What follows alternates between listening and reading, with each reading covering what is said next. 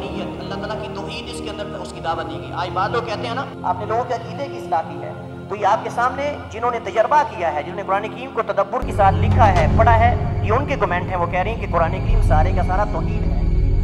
ضياء يملأ الآفاق ونور يبعث الأشواق وفيه محاسن الأخلاق والقرآن. معرض القرآن الكريم، أسلوب جديد للتعريف بكتاب الله.